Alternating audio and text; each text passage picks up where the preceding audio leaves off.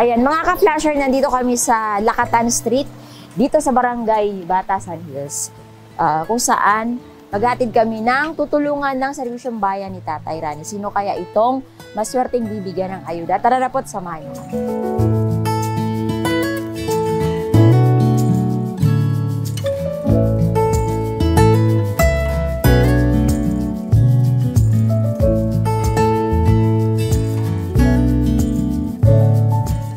Iniiwanan ka lang, pinagtirahan ka lang. Pero rin pala, ang perang yung sahod mo, napunta sa iba. Kaya pinapabayaan ko na lang. Basta importante yung anak ko, nakikita, nakikilala pa rin nilang ama. Bumalik sa alaala ni Mang Ambrosio ang ginawa ng kanyang unang asawa noon na habang siya'y nagtatrabaho ay siya namang nagloko ito at itinago ang mga anak sa kanya. Hinahanap kayo ng maliit pa. Hindi kayo pinapakita. Tinago kayo. Anong naramdaman niyo, kuya, nung hindi sa'yo pinapakita yung dalawang anak mo? Siyempre na ako ang dimdim ko.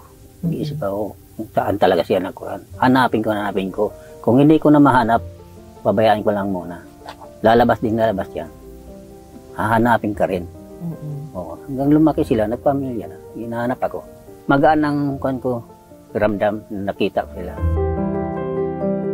Bagamat naging masaklap ang nangyari, pero hindi nito nagawang abandonahin ang mga anak, bagkus patuloy na sinuportahan kahit hindi niya ito nakikita. Nagsikap pa rin ako para makapadala rin. Puro sige ako naghahanap talaga sa anak ko. Kaya ayaw ko talagang mawala sa akin. Kailangan pag umuwi ako sa trabaho, makikita ko sila. 15 taon ang lumipas bago sila muling nagkita-kita ng kanyang mga anak. Kaya naman nang muling nakahanap ng makakasama ay dito niya naramdaman ang pagpapahalaga at pagmamahal na hindi niya naramdaman noon. Ito ang inspirasyon ko ngayon ng pangalawa. Malagain. Kung nandito siya ngayon, si ate. Kung nandito, hindi niya masasabi. Anong masasabi mo kay ate kung nandito siya? Okay, magpasalamat na ako. Nandyan siya. Gabay. Ginagabayan ko rin siya. Kung anong hirap ko, anong hirap niya, inabot ko. Pares lang kami. Kung nagbibigayan. Aalis yan, hindi na ko paalam. Yung pala, pagbalik, may pamalingkin na. Sa construction ang trabaho ni Mang Ambrosio na ngayon ay madalang na siyang mapasama, kaya naman para may pagkakakitaan, kung ano-ano na lang, basta pagkakakitaan.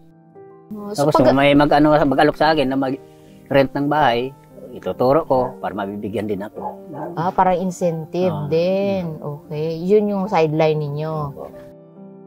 Bagamat hirap sa buhay, anya ni Mang Ambrosio, wala siyang pinagsisisihan sa naging katayuan sa buhay. Ang mahalaga masaya, nagbibigayan at nagkakaintindihan. Samantala, nakakahingi naman sila ng ayuda pag oras ng bigayan sa barangay at nakalapit na rin sila sa DSWD. At dahil sa inyong ipinakitang pagmamahal, dedikasyon at pagpupursigi sa inyong pamilya, tanggapin ninyo ang munting handog ng Serbisyong Bayan ni Tatay Rani, grocery at 1,000 piso. Ang Serbisyong Bayan, maraming salamat sa inyong tulong na binigay mo sa amin. Thank you po sa Tatay Rani.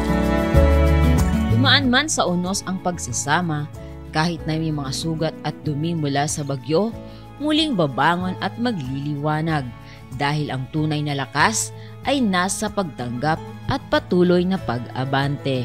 Tuloy-tuloy ang tulong ng Serbisyong Bayan ni Tatay Rani.